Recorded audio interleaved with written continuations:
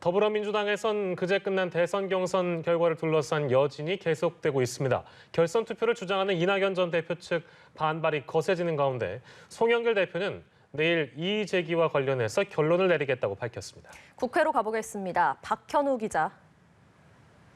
네, 민주당 송영길 대표는 오전 라디오에 나와 이낙연 전 대표 측 이의 제기에 대해 내일 최고위를 거쳐 결론을 내리겠다고 밝혔습니다.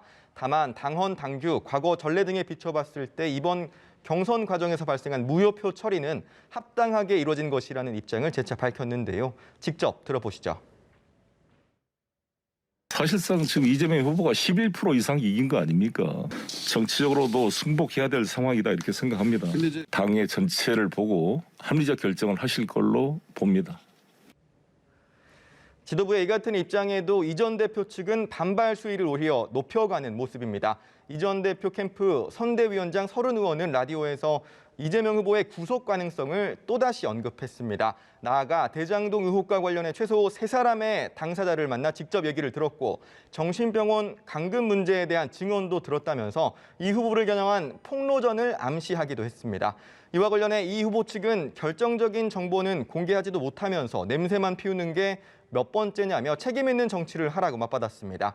이 후보는 오늘 경기도 의회에 참석하는 등 경기도지사로서의 일정을 소화하고 있습니다. 캠프는 경선 일정이 마무리됨에 따라 오전 해단식을 가졌는데요.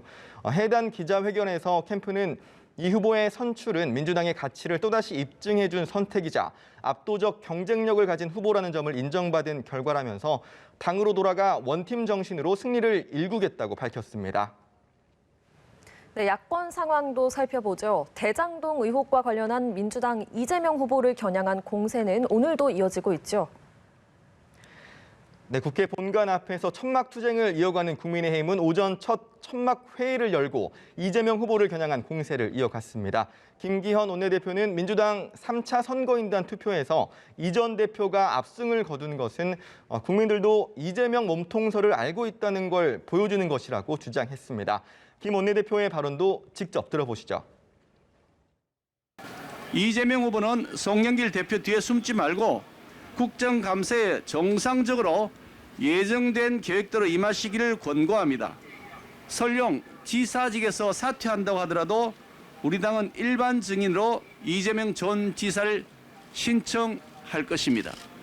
비겁하게 도망가지 마시기 바랍니다. 국민의힘에선 대선 본경선 일정이 진행 중인 가운데 윤석열 후보는 오늘 특별한 일정을 잡지 않고 전열을 재정비하며 내일로 예정된 제주 지역 토론회를 준비하는 것으로 전해졌습니다. 홍준표 후보는 오전 안상수 전 예비후보의 영입식을 진행했습니다. 홍 후보는 집권 뒤 같이 일할 실물 경제 전문가가 한 식구가 됐다면서 자신이야말로 이재명 후보와 맞붙었을 때 가장 경쟁력 있는 후보라고 강조했습니다. 유승민 후보는 오전 라디오에서 이재명 후보와 맞붙으려면 흠이 없어야 한다며 윤석열, 홍준표 후보를 직격했고 원희룡 후보는 SNS에 옥살이하며 대선을 치를 셈이냐며 이재명 후보를 향한 공세를 이어갔습니다.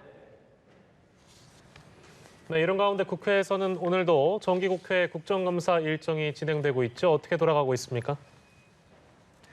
네, 국정감사가 진행 중인 상임위 곳곳에서 여야 간 공방전이 펼쳐지고 있습니다. 각각 상대당 대선 후보인 이재명, 윤석열 후보에 대한 공세에 화력을 쏟아붓는 모양새인데요. 정무위 국감에서 민주당은 도이치모터스 주가 조작 사건과 관련해 윤 후보의 아내 김건희 씨를 증인으로 채택하자고 주장했고 이에 국민의힘은 이재명 후보를 증인으로 채택해 대장동 의혹의 몸통을 밝히자며 맞불을 놨습니다. 또 여야는 오전 법사위 국감에선 이재명 후보의 변호사비 대납 의혹을 놓고 공방전을 벌이기도 했는데요. 오후에 이어질 공수처에 대한 감사에선 고발 사주, 대장동 의혹 등에 대한 수사를 둘러싼 여야 간 치열한 공방전이 예상됩니다. 지금까지 국회에서 연합뉴스 TV 박현호입니다.